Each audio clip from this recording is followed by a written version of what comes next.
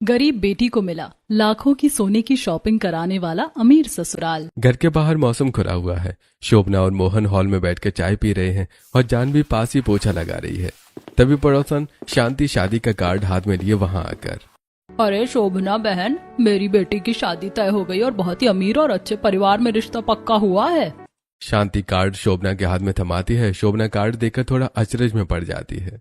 अरे वाह शांति बहन, ये तो बहुत ही अच्छी खबर सुनाई तुमने। वैसे शादी कब की है? बस 2 दिन बाद ही शादी का मुहूर्त निकला है। तुम लोग पूरे परिवार के साथ शादी में जरूर आना। हाँ हाँ जरूर आएंगे। वैसे बहन शादी की तैयारियां और शॉपिंग वगैरह सब हो गई क्या? हाँ बहन, सब खरीद लिया है। आज ही तो मैं सुनार की दुकान से लौटी हूँ। अरे सोने का भाव तो आसमान छू रहा है। 1,40,000 रुपए तोला चल रहा है। शांति गहनों के बारे में बताने लगती है, जिसे सुनकर शोभना और जानवी आंखें फाड़े उसकी बातें सुनने लगती हैं। फिर भी मैंने अपनी बेटी के लिए पूरे 5 तोले के सोने के गहने खरीदे हैं और बाकी के गहने तो उसके ससुराल वाले चढ़ावे में ला ही रहे हैं। शांति मुस्कुराती हुई वहां से निकल जाती है। शोभना मुड़कर पोछा लगा रही जानवी को घूरते हुए, तू क्या बैठकर मुंह बाएं देख रही है और ये सोने का भाव इतने ध्यान से क्या सुन रही है तू? नहीं नहीं माँ, ऐसी कोई बात नहीं है। मैं तो बस यूं ही सुन रही थी। तू तो ऐसे सुन रही थी जैसे तेरे लिए भी किसी करोड़पति घर से शादी का रिश्ता आने वाला है। चल जा यहाँ से और घर का काम निपटा। जानवी नजरें नीची करके अपने कमरे की तरफ चली जाती है। तब मोहन शोभना से, सुनती हो शोभना, अपनी जानवी भी तो अब शादी के लायक हो गई है। मैं सोच रहा था कि उसकी शादी के लिए भी थोड़ा बहुत सोना खरीद कर रख दूं। सुनिए जी, मैंने आपसे शादी इसलिए नहीं की थी कि आप अपनी पहली पत्नी की बेटी पर सारा पैसा लुटा दें। आप उम्र में मुझसे इतने बड़े हैं। आपकी पहली पत्नी मर गई थी और मैं कुंवारी थी। फिर भी मैंने आपसे शादी की ताकि मुझे सुख मिले, इसीलिए नहीं कि आप अपनी बेटी के लिए सोने के गहने खरीदते फिरे। उसके लिए कुछ खरीदने की कोई जरूरत नहीं है। शोभना की बात सुनकर मोहन चुप हो जाता है। शाम को शोभना अपने कमरे में जाती है और अलमारी खोलकर अपना छोटा सा डिब्बा निकालती है, जिसमें सोने के कान के और एक छोटा लॉकेट रखा होता है। कान के हैं और लॉकेट भी है, लेकिन मेरे पास सोने की अंगूठी नहीं है। आखिर शादी में जाऊंगी तो पहन कर क्या जाऊंगी? सब मेरा मजाक उड़ाएंगे। शोभना गुस्से में डिब्बा बंद करती है और मोहन के कमरे में जाकर मोहन से, सुनिए जी, आपको पता भी है कि मोहल्ले में क्या चल रहा है? क्या हुआ शोभना, तुम इतनी परेशान क्यों हो रही हो? अपने मोहल्ले की जो कमला है ना, उसके पति ने उसे डायमंड की अंगूठी दिला दी है और कांता के पति ने तो उसे भारी सोने का रानी हार दिलाया है। अच्छा, पर तुम ये सब मुझे क्यों बता रही हो? आपको तो पता है ना कि मुझे भी सोने का रानी हार पहनने की इतनी इच्छा है, पर आप तो मेरी इच्छा कभी पूरी नहीं करते। अरे तुम्हें तो पता ही है कि सोने का रेट कितना ज्यादा बढ़ चुका है। रानी हार तो कई कई लाख का आएगा। मेरी तो बस एक छोटी सी दुकान है, इतना पैसा कहाँ से लाऊं? हाँ हाँ मुझे पता है, मैं आपसे रानी हार मांग भी नहीं रही हूँ, लेकिन कम से कम सोने की एक अंगूठी तो दिला ही सकते हैं ना। अरे इतना पैसा एकदम से कहाँ से लाऊं? बेटी जानवी भी तो बड़ी हो रही है, उसकी शादी का भी सोचना है। मैंने सोचा था कि बड़ी उम्र के मर्द से शादी करूंगी तो वो मुझे बहुत खुश रखेगा, पर एक आप है जो मेरी किसी खुशी का ध्यान ही नहीं रखते हैं। शोभना मुंह बनाकर गुस्से में सीढ़ियों से चढ़कर छत की तरफ चली जाती है। मोहन पलंग पर बैठकर अपनी पुरानी बातें याद करने लगते हैं। मोहन अपने दोस्तों के साथ चाय की दुकान पर बैठे बातें करते हुए, मेरी पहली पत्नी के जाने के बाद भगवान की कृपा से मुझे शोभना जैसी सुंदर और इतनी अच्छी बीवी मिली। अरे भाई किस्मत तो ठीक है मोहन भाई, लेकिन सुना है कम उम्र की दूसरी बीवी को बहुत संभाल कर रखना पड़ता है, वरना हाथ से निकल जाती है। तीनों दोस्त जोर जोर से हंसने लगते हैं। मोहन पुरानी यादों से बाहर आते हुए अपने आप से, नहीं नहीं, मुझे तो शोभना की बात माननी ही पड़ेगी, वरना वो मुझसे नाराज हो जाएगी। मोहन उठकर छत पर जाता है तो देखता है कि शोभना छत की रेलिंग से टेक लगाए हुए मुंह फुलाकर खड़ी थी। अरे तुम यहाँ क्यों इतनी गुस्सा हो रही हो शोभना? अच्छा चलो मैं तुम्हें आज ही बाजार ले जाकर सोने की अंगूठी दिलवा देता हूँ। सच कह रहे हैं आप? चलिए फिर मैं अभी तैयार होकर आती हूँ। शोभना नीचे आती और तैयार होने लगती है। फिर वो अपने कमरे से बाहर आकर जानवी को आवाज देते हुए, ए जानवी, चल तू भी हमारे साथ बाजार चल। वहाँ से घर के लिए साग सब्जी खरीद लेना। सब्जी का भारी झोला मैं नहीं उठा पाऊंगी, मुझे शर्म आती है। ठीक है माँ, मैं भी आपके साथ चलती हूँ। तीनों बाजार में सुनार की दुकान पर पहुंचते हैं। कांच के काउंटर पर लगी कई तरह की सोने की अंगूठियां सजाकर रखी देख शोभना सुनार से, भैया जरा अच्छी और नई डिजाइन की अंगूठी दिखाइए। सुनार शोभना को अलग अलग डिजाइन की सोने की अंगूठी दिखाने लगता है। शोभना कई अंगूठियां उंगली में पहनकर देखती है और एक सुंदर सी अंगूठी पसंद करते हुए, देखिए ये अंगूठी बहुत सुंदर लग रही है, मुझे यही चाहिए। मोहन रुपए निकाल कर सुनार को देते हैं और जानवी कोने में खड़ी है सब देखकर मन ही मन में, काश मुझे भी कभी ऐसे सोने के गहने पहनने को मिलते, पर गरीब लड़की को कौन गहने देगा। हाँ, ये हो सकता है मेरे ससुराल से कभी मेरे लिए सोने के गहने आए। वापसी में जानवी सब्जी बाजार से सब्जी खरीदती है और सभी लोग घर आ जाते हैं। 2 दिन बाद तीनों शांति की बेटी की शादी में पहुंचते हैं। शादी के मंडप में जगमगाती लाइटें लगी हैं। शांति अपनी बेटी को सोने के गहनों से लदा देखकर शोभना के पास आती है और देखो शोभना बहन, मेरी बेटी के ससुराल वालों ने कितने सारे सोने के गहने चढ़ाए हैं, पूरा शरीर सोने से ढक दिया है। हाँ बहन, सही कह रही हो, ये रानी हार तो बहुत ही ज्यादा सुंदर लग रहा है। शोभना दुल्हन का बड़ा रानी हार देखकर मनी मन जलने लगते हैं। जानवी भी दूर खड़ी दुल्हन के गहनों को एकटक देखती रहती है। खाना खाने के बाद सब लोग घर लौटने के लिए मंडप से बाहर निकलने लगते हैं। जानवी पीछे मुड़ मुड़कर दुल्हन के गहनों को देखते हुए बड़बड़ाते हुए, काश मेरे भी ससुराल वाले इतने अमीर होते और मेरे लिए भी ऐसे ही सोने के गहने लाते। शोभना जानवी की बात सुन लेती है और पीछे मुड़कर उसका हाथ जोर से पकड़ते हुए, तूने सोचा भी कैसे कि तेरे ससुराल से इतने महंगे गहने आएंगे? तू इतनी गरीब है, तुझे कौन करोड़पति अपने घर ले जाएगा? अपनी बकवास बंद कर और चुपचाप घर चल। शोभना जानवी को डांटकर घर ले आती है। उधर दूसरी तरफ शहर के एक बड़े बड़े से आलीशान बंगले में सुनीता अपने कमरे में ड्रेसिंग टेबल के सामने खड़ी होकर सोने का भारी लॉकेट और झुमके पहनते हुए अपने आप से, वाह, ये नया लॉकेट तो मुझ पर कितना जच रहा है। आज पार्टी में मेरी सारी सहेलियां ये गहने देखकर जल जाएंगी। तभी सुनीता के फोन की घंटी बजती है। वो फोन कान से लगाकर बातें करते हुए, हाँ बहन, बस मैं तैयार हो गई हूँ और नीचे उतरी हूँ, पार्टी शुरू करो, मैं पहुँच रही हूँ। सुनीता फोन रखकर अपने कमरे से निकलती है और सीढ़ियों से नीचे उतरकर नीचे वाले कमरे की तरफ आती है। तभी उसकी बीमार जेठानी कौशल्या पलंग पर लेटी हुई उसकी आहट सुनकर उसे आवाज लगाते हुए, अरे सुनीता, जरा इधर तो आ, मुझसे भी 2 बातें कर ले। कभी तो अपनी इस बीमार जेठानी के पास आकर बैठ जाया कर। सुनीता कौशल्या के कमरे में आती है और कौशल्या से बातें करते हुए, अरे जेठानी जी, आप तो दिन रात इस पलंग पर ही पड़ी रहती हैं, उठ भी नहीं पाती हैं। अब मैं आपसे क्या बातें करूं? वैसे देखिए मैंने कितना सुंदर नया लॉकेट खरीदा, आज ही से पहनकर पार्टी में जा रही हूँ।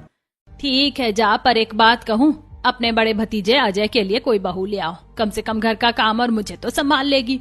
अरे जेठानी जी, इस बीमार सास वाले घर में अपनी बेटी देगा ही कौन? कोई बेवकूफी होगा जो यहाँ रिश्ता करेगा। अच्छा अब मैं चलती हूँ, देर हो रही है। सुनीता मुड़कर दरवाजे की तरफ बढ़ती है। तभी कौशल्या जी के चारों बेटे अजय, विजय, संजय, अमित और उसका पति दीपक घर के अंदर आते हैं। उन्हें देखकर सुनीता, अरे तुम सब आ गए? हाँ हाँ ठीक है, जाओ अपनी बीमार माँ की सेवा करो। तुम्हारे घर में उनका ख्याल रखने वाला है ही कौन? और कोई बहू तो आने से रही।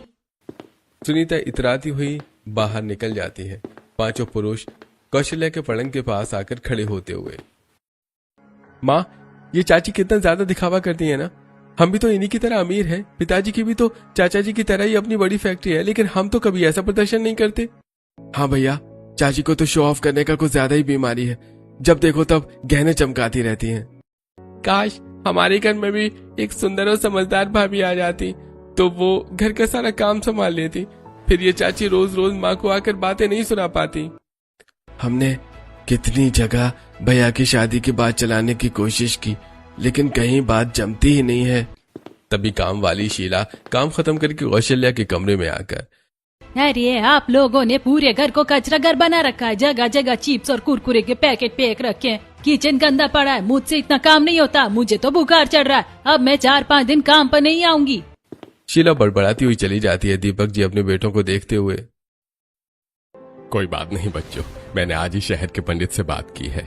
वे एक बहुत ही संस्कारी और अच्छी लड़की का रिश्ता बता रहे थे। अगर बात बन गई तो अजय की शादी वहीं तय कर देंगे और एक बार घर में बहू आ गई तो सब कुछ संभाल लेगी। उनकी बातें सुनकर कौशल्या मुस्कुराती है। अगले दिन शाम के समय पंडित जी हाथ में एक पीले रंग की फाइल और एक फोटो लेकर दीपक के घर आते हैं। सभी लोग हॉल में बैठकर बातें करते हैं। तब पंडित जी लड़की की तस्वीर दिखाते हुए, अरे दीपक जी, जिस तरह की संस्कारी और अच्छी लड़की आप अपने बड़े बेटे अजय के लिए खोज रहे थे, ये लड़की वैसी ही है। इसका नाम जानवी है। पंडित जी फोटो दीपक के हाथ में थमाते हुए, लड़की बहुत ही सुंदर, गुणी और घर संभालने वाली है। लेकिन एक बात है, ये परिवार आपकी तरह बहुत ज्यादा अमीर नहीं है, साधारण परिवार की लड़की है। अरे पंडित जी, हमें कोई बहुत अमीर लड़की नहीं चाहिए। भगवान का दिया हमारे पास सब कुछ है। बस लड़की संस्कार वाली हो जो हमारे घर परिवार और मेरी बीमार पत्नी को संभाल सके। अरे जानवी बिल्कुल वैसे ही लड़की है, आप बिना झिझक उसके घर रिश्ता लेकर चले जा सकते हैं। पंडित जी चाय पीकर चले जाते हैं। अजय, विजय, संजय और अमित अपनी माँ कौशल्या के पलंग पे पास आकर उन्हें सारी बातें बताते हुए, माँ, हम पंडित जी की बताई लड़की जानवी को देखने उसके घर जा रहे हैं। आप बस आशीर्वाद दीजिए कि सब ठीक हो जाए। जाओ मेरे बच्चों, भगवान करे कि रिश्ता पक्का हो जाए और इस घर में खुशियां लौट आए। चारों भाई और उनके पिता तैयार होने लगते हैं। कमरे में कपड़े और गहने निकालने की होड़ मच जाती है। अरे विजय, मेरी वो सोने की चेन और सोने की घड़ी कहाँ रखी है, जरा निकाल कर देना। ये लीजिए भैया। और संजय, तू भी सोने की अंगूठी पहन ले। आज भैया का रिश्ता पक्का करने जाना है तो तैयार होकर तो जाना पड़ेगा ना। पिताजी, आप भी ये सोने का कड़ा और सोने की घड़ी पहन लीजिए ना। बड़े भैया की शादी की बात करने जा रहे हैं तो ये सब तो बनता है। पांचों पुरुष सोने के गहने, कड़े, अंगूठियां और महंगी घड़ियां पहनकर बहुत ठाट बाट से तैयार होते हैं और अपनी गाड़ियों से जानवी के घर पहुंचते हैं। सभी मोहन और शोभना के साथ बैठकर चाय नाश्ता करते हैं। जानवी ट्रे में पानी के गिलास लेकर कमरे में आती है और अजय और उसके परिवार के गले में सोने की भारी चेन, हाथों में सोने की अंगूठियां और कड़े देखकर मन ही मन, हे भगवान, ये लोग तो बहुत ही ज्यादा अमीर और पैसे वाले लग रहे हैं। इतने बड़े बड़े सोने के कड़े और भारी अंगूठियां पहनकर आए। कहाँ ये लोग और कहाँ हम गरीब। क्या ये लोग मुझे पसंद करेंगे? जानवी नीची नजरें करके सबको पानी देती है। दीपक जी जानवी के चेहरे के भोलेपन और सादगी को देखते हैं। अरे मोहन जी, हमें आपकी बेटी जानवी बहुत पसंद है। हमारी तरफ से शादी का रिश्ता पक्का समझिए। मोहन और जानवी ये सुनकर बहुत खुश हो जाते हैं। बात पक्की होने के बाद मेहमान विदा लेते हैं। जानवी अपने कमरे में खुशी से मुस्कुराने लगती है। तभी शोभना गुस्से में कमरे के अंदर आते हुए, तुझे इतना खुश होने की बिल्कुल भी जरूरत नहीं है जानवी। ये मत सोचना कि तेरे गुण और सुंदरता देखकर वो लोग तुझे अपनी बहू बनाकर ले जा रहे हैं। उनके घर में सास बीमार पड़ी है, देखभाल करने वाला कोई नहीं है और उन पांचों मर्दों को कोई अपनी बेटी नहीं दे रहा था, इसलिए तुझे नौकरानी बनाकर ले जा रहे हैं। ये बात गांठ बांध कर रखना। जी माँ, मैं ध्यान रखूंगी। शादी की तैयारियां शुरू होती हैं। एक दिन मोहन और शोभना बाजार में शादी का सामान खरीदने जाते हैं। मोहन सुनार की दुकान के पास रुकते हुए, शोभना, जानवी के लिए भी कम से कम एक छोटी सी सोने की चेन खरीद लेते हैं। शादी में बेटे खाली गले तो अच्छी नहीं लगेगी ना। कोई जरूरत नहीं है एक पैसे का भी सोना खरीदने की। उसके ससुराल वाले इतने अमीर और करोड़पति हैं, अगर उन्हें सोना पहनाना होगा तो वे खुद चढ़ावे में दे देंगे। फालतू पैसा उड़ाने की जरूरत नहीं है। शोभना मोहन को दुकान से खींचकर आगे ले जाती है। दिन बीतते हैं और धूमधाम से जानवी और अजय की शादी हो जाती है। जानवी विदा होकर अपने ससुराल आ जाती है। गृह प्रवेश की रस्म पूरी होने के बाद दीपक अपने बेटों से, जानवी आराम से यहाँ बैठी है और सभी उसके पास बैठे हैं। चलो हम तब तक टेंट और बाकी पेमेंट वगैरह का बाहर का काम निपटा कर आते हैं। दीपक अपने बेटों के साथ बाहर का काम निपटाने के लिए चला जाता है। तभी सीढ़ियों से सुनीता सज धज कर मटकती हुई नीचे उतरती है। पड़ोस की औरतें सुनीता के सोने के गहने देखकर उससे ही बातें करते हुए, क्या बात है सुनीता बहन, तुम्हारे सोने के गहने तो बहुत ही शानदार है। इतने लेटेस्ट और सुंदर डिजाइन तो पूरे मोहल्ले में कोई नहीं पहनता। सही कह रही हो कमला, सुनीता बहन का तो जवाब ही नहीं। इतने सारे गहने पहनती कि आंखें चौंधी आ जाती हैं। हाँ भाई, हमारे घर की औरतें तो शुरू से ही भर भर कर सोना पहनती हैं। जब जेठानी जी ठीक थी तब वे भी पहनती थी। मैंने तो सोचा था कि नई बहू आएगी तो मायके से ढेर सारा सोना पहन कर आएगी, लेकिन इसे तो मायके से एक छल्ला तक नसीब नहीं हुआ। बिल्कुल खाली हाथ आ गई। सुनीता जानवी को नीचे दिखाते हुए ताने मारती है। जानवी चुपचाप से नीचा करके मन ही मन, अब मैं इन लोगों को क्या बताऊं कि मुझे ना ही मायके से कोई गहना मिला और ना ही यहाँ ससुराल वालों ने चढ़ाया। मेरी तो किस्मत ही ऐसी है। थोड़ी देर बाद अजय अपने भाइयों और पिता के साथ आता है और मेहमानों के जाने के बाद जानवी से, जानवी चलो अब मैं तुम्हें अपनी माँ से मिला देता हूँ, वो तुम्हारा इंतजार कर रही है। अजय, उसके तीनों भाई और दीपक जानवी को लेकर कौशल्या के कमरे में आते हैं। जानवी आगे बढ़कर अपनी सासू माँ के पैर छूकर आशीर्वाद लेती है। कौशल्या स्नेह से उसके सिर पर हाथ रखते हुए, जीती रहो बहू, खुश रहो। तुम मुझे इस तरह बीमारी में पलंग पर पड़ा देखकर ये मत सोचना कि तुम्हें दिन रात मेरी बहुत सेवा करनी पड़ेगी। तुम बस आराम से इस घर को संभाल लेना। नहीं सासू माँ, मैं तो सोच रही थी कि मेरे होते हुए मेरी सासू माँ इस तरह बीमार कैसे रह सकती हैं। आप चिंता मत कीजिए, मैं आपकी दिल से सेवा करूंगी और आपको बहुत जल्द ठीक कर दूंगी। जानवी की यह निश्चल और ममता भरी बात सुनकर कौशल्या की आंखों में खुशी के आंसू आ जाते हैं। वो हाथ बढ़ाकर जानवी को अपने गले से लगा लेती है। ऊपर चाचा रमेश और चाची सुनीता अपने कमरे में बैठे बातें करते हुए, अरे क्या बात है सुनीता, तुम इतनी उदास क्यों बैठी हो? जिंदगी में भगवान ने तुम्हें सब कुछ तो दिया है। सब कुछ होकर भी क्या फायदा जी, हमारा अपना कोई बच्चा नहीं है। काश मेरी कोई बेटी होती तो मैं उसकी शादी करके उसे विदा करती, और अगर बेटा होता तो घर में बहू आ जाती और मैं उसे अपनी बेटी बना कर रखती। पर हमारे नसीब में ना बेटा है ना बेटी। सुनीता, सबको जिंदगी में सब कुछ नहीं मिलता, जो है उसी में खुश रहना सीखो, फालतू परेशान मत हुआ करो। बातें करने के बाद दोनों सो जाते हैं। अगली सुबह जानवी नहा धोकर पूजा पाठ निपटाती है और रसोई में जाकर गर्मा गर्म चाय बनाती है और कौशल्या के कमरे में ले जाते हुए, माँ जी उठिए और ये गर्मा गर्म चाय पी लीजिए। जानवी कौशल्या को सहारा देकर बिठाती है और उन्हें चाय पिलाती है। फिर वो कौशल्या के कमरे की गंदी चादरें और परतें बदलती हैं, उन्हें स्पॉन्ज बाथ देकर साफ कपड़े पहनाती हैं, उनके बालों में कंघी करके माथे पर सुंदर सा टीका लगाती हैं। तभी अजय, उसके तीनों भाई और पिता कमरे में आते हैं और कौशल्या को इतना खुश देखकर हैरान होते हुए, अरे वाह माँ, आज तो तुम बहुत ही सुंदर और खिली खिली लग रही हो। ये सब मेरी बहू का कमाल है बेटा, इसने आते ही मेरी इतनी सेवा शुरू कर दी। अब तो भाभी आ गई हैं, माँ बिल्कुल ठीक हो जाएंगी। बहू, तुम्हें अपनी सास की सेवा तो कर ली, अब इन सब बच्चों को नाश्ता दे दो। अब जानवी किचन में जाती है और सभी लोगों के लिए नाश्ता बनाती है और डाइनिंग टेबल पर परोस देती है। सभी लोग नाश्ता करते हैं, ये देखकर दीपक, वाह भाई वाह, अब मेरी बहू आ गई है तो पूरा घर संभल जाएगा, मुझे पूरा भरोसा हो गया है। जी पिताजी, बस आप सबका आशीर्वाद चाहिए। सभी पुरुष नाश्ता करके ऑफिस के लिए निकल जाते हैं, जिसके बाद जानवी पूरे घर की साफ सफाई में जुट जाती है। तभी काम वाली शीला झाड़ू लेकर आती है। अरे बहू जी, मैं घर की साफ सफाई करने आई हूँ। शीला दीदी, आज से आपकी छुट्टी, घर का सारा काम अब से मैं खुद कर लिया करूंगी। शीला खुश होकर चली जाती है। जानवी दिन भर काम करती है और रात को स्वादिष्ट खाना बनाकर खाती है। शाम को जब सब लोग थककर घर लौटते हैं तो जानवी सबको डाइनिंग टेबल पर खाना परोसते हुए, आज माँ जी हमारे साथ बैठकर ही खाना खाएंगी। जानवी अपनी सासू माँ के कमरे में जाकर उन्हें व्हील चेयर पर बिठाकर डाइनिंग टेबल पर लाती है। माँ जी, डॉक्टर ने आपके लिए जो परहेज का खाना बताया था, मैंने आपके लिए अलग से वही बनाया है और बाकी सब लोगों के लिए उनकी पसंद का खाना बनाया है। सभी लोग खाना खाना शुरू करते हैं। खाना खाकर रह जाए, वाह जानवी, मजा आ गया, आज तो मेरी पसंद की मटर पनीर बनी है और मेरे लिए सूखे आलू की सब्जी। भाभी, आपको हमारी पसंद कैसे पता चली? ये सुबह मेरे कमरे में आई थी और मुझसे एक एक की पसंद पूछ कर गई थी। अरे कितना ख्याल रखती हो तुम सबका जानवी, बहुत दिनों बाद ऐसा भरा पूरा परिवार एक साथ हंसकर खाना खा रहा है। खाना खाने के बाद सब लोग हॉल में बैठकर टीवी देखने लगते हैं। जानवी सबके लिए गर्मा गर्म पॉपकॉर्न बनाकर लाती है। सब पॉपकॉर्न खाते हुए टीवी देख रहे होते हैं कि तभी सुनीता भारी सोने के गहने पहनकर मटकती हुई सीढ़ियों से नीचे उतरती है। उन्हें देखकर संजय धीरे से सभी लोगों से, अरे देखो देखो, चाची जी फिर से सोने की दुकान बनकर आ रही हैं, अब हम पर अपने गहनों का रौब झाड़ेंगी। तभी सुनीता हॉल में आकर सभी लोगों से, अच्छा, तुम सब टीवी देख रहे हो, मैं तो अपने मायके जा रही थी। ये देखो, मैंने नई सोने की अंगूठी ली है, कैसी लग रही है? चाची जी, बहुत ही सुंदर अंगूठी है, आप पर बहुत जच रही है। हाँ हाँ, सुंदर तो लगेगी ही, आखिर मेरे गोल्ड के डिजाइन की बात ही अलग होती है। वैसे जब जेठानी जी भी सोना पहनती थी तो भी मुझसे अच्छा नहीं पहन पाती थी। हाँ चाची जी, पूरे शहर में आप ही सबसे ज्यादा अच्छा सोना पहनती हो। सुनीता मटकती हुई बाहर निकल जाती है। उसके जाते ही सब भाई हंसने लगते हैं। चाचा जी को तो चाची के लिए सोने की अलग से दुकान ही खोल लेनी चाहिए।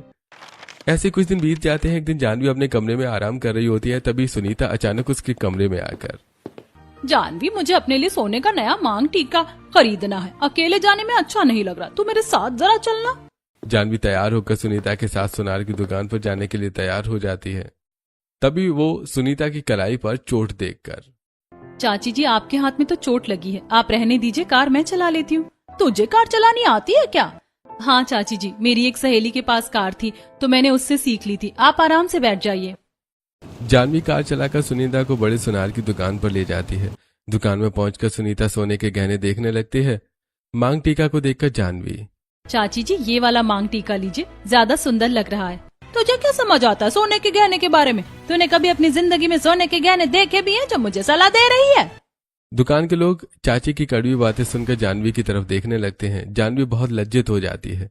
सुनीता सोने का मांग टीका खरीदकर जानवी के साथ घर लौट आती है। घर पहुंचते ही अजय जानवी से, जानवी जरा कमरे में तो आओ, मैं तुम्हारे लिए कुछ लेकर आया हूँ। जानवी कमरे में जाती है और पलंग पर कई सारे सुंदर सुंदर नए कपड़े और साड़ियां देखकर खुश होते हुए। ये सब कुछ मेरे लिए? सचमुच ये सब बहुत सुंदर है। काश मेरे लिए भी ये कोई सोने के गहने लाए होते। पर कोई बात नहीं, जब परिवार में इतना प्यार मिल रहा है तो गहनों की क्या जरूरत है। गहने ही तो सब कुछ नहीं होते। अगले दिन सुबह जानवी रसोई में सबके लिए नाश्ता और टिफिन तैयार करती है। तभी विजय और अजय रसोई में आकर, वाह भाभी, आपने तो मेरे सारे कपड़े प्रेस करके रख दिए। आप तो सारा काम चुटकी बजाते ही कर देते हो। भाभी, मेरी ऑफिस की जरूरी फाइल नहीं मिल रही है, आपने देखी है क्या? देवर जी, आपकी फाइल मैंने आपकी स्टडी टेबल के ड्रॉर में संभाल कर रख दी है। सचमुच भाभी, आप हम सबका कितना ख्याल रखती हैं। उसके बाद जानवी सभी का नाश्ता लगाती है। सभी भाई नाश्ता करके काम पर चले जाते हैं। फिर जानवी कौशल्या के कमरे में आकर उन्हें समय पर दवाइयां देती है और उनके बाल संवारती है। ये सब देखकर कौशल्या, बेटा जानवी, तो मेरा कितना ख्याल रखती है। तो जैसी बहू पाकर मैं धन्य हो गई। वैसे तेरी चाची सुनीता 3 दिन से नीचे नहीं उतरी है। जरा जाकर देख तो सही कि वो ठीक तो है ना। जानवी ऊपर चाची के कमरे में जाकर देखती है कि सुनीता बुखार में कांप रही है और पूरा कमरा गंदा पड़ा है। क्या हुआ चाची जी, आपकी तबीयत तो ठीक है ना? अरे बहू, 3 दिन से बहुत तेज बुखार आ रहा है, उठने की हिम्मत नहीं हो रही। आप चिंता मत कीजिए चाची जी, मैं आपके लिए अभी गर्म काढ़ा बनाकर लाती हूँ। जानवी रसोई में जाकर तुलसी और अदरक का काढ़ा बनाकर सुनीता को पिलाती है। फिर वो पूरे घर की सफाई करती है, चादरें बदलती है और फिर चाची से, ठीक है चाची जी, आप आराम कीजिए, कोई जरूरत हो तो मुझे आवाज दे दीजिएगा।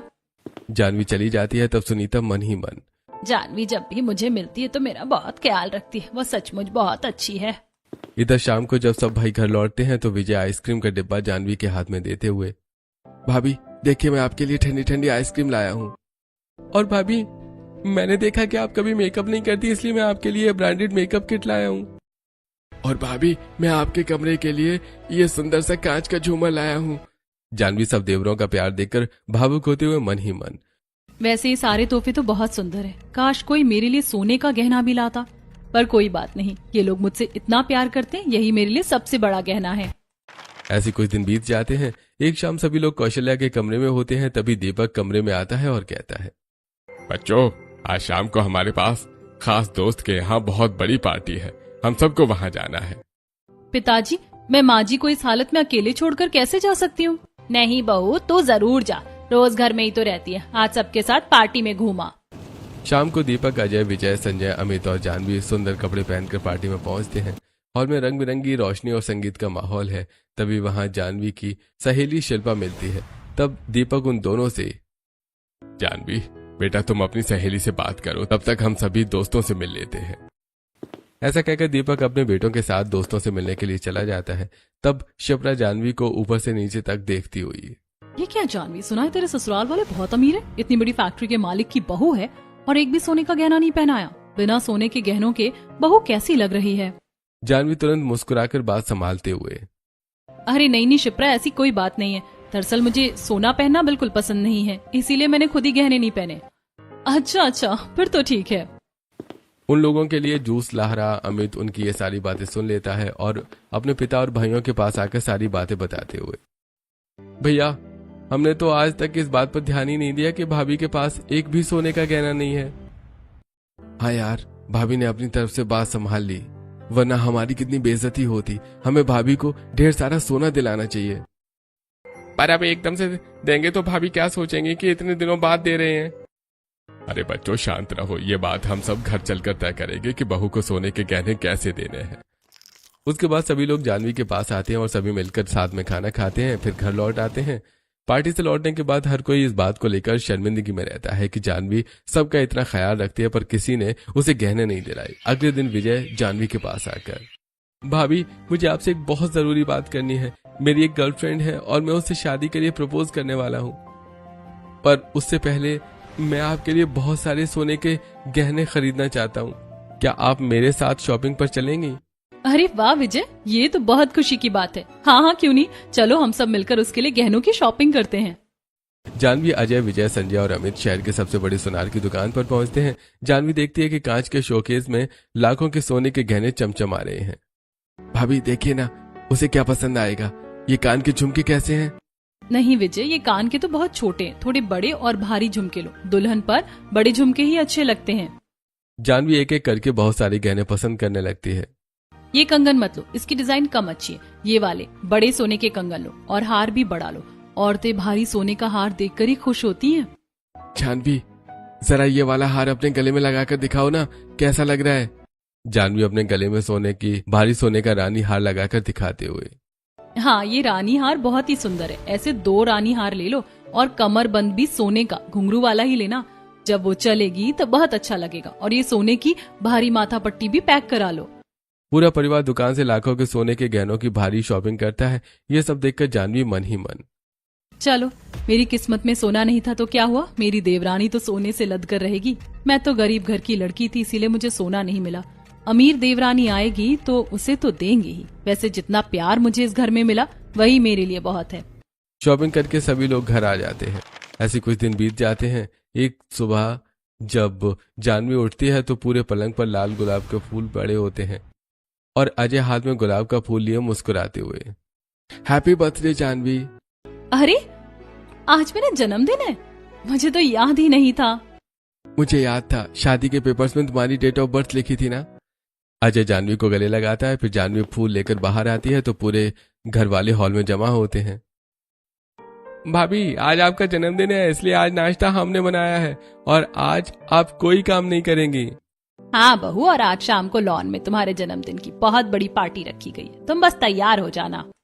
यह सुनकर जानवी बहुत खुश हो जाती है। शाम के समय अजय कमरे में आकर जानवी को एक बहुत भारी लांचा देते हुए, ये लो जानवी, तुम आज ये पहन के तैयार हो जाओ। जानवी खुशी खुशी वो लांचा लेती है और अपने कमरे में जाकर लांचा पहनकर तैयार हो जाती है। तब अजय अंदर आकर उसे देखते हुए, अरे जानवी, तुम बहुत सुंदर लग रही हो, लेकिन अभी भी एक कमी बाकी है। किस चीज की कमी अजय जी? तभी दरवाजे से विजय, संजय, अमित और दीपक हाथों में बड़े बड़े डिब्बे लेकर आते हैं। डिब्बे खोलते ही उसमें वही लाखों के सोने के कंगन, रानी हार, मांग टीका, झुमके, बिंदिया और सोने का कमरबंद चमकने लगता है। अरे, ये सब तो विजय की गर्लफ्रेंड के गहने थे ना? गर्लफ्रेंड? अरे भाभी, मेरी तो कोई गर्लफ्रेंड है ही नहीं। ये सारे गहने आपके लिए तो खरीदे गए थे।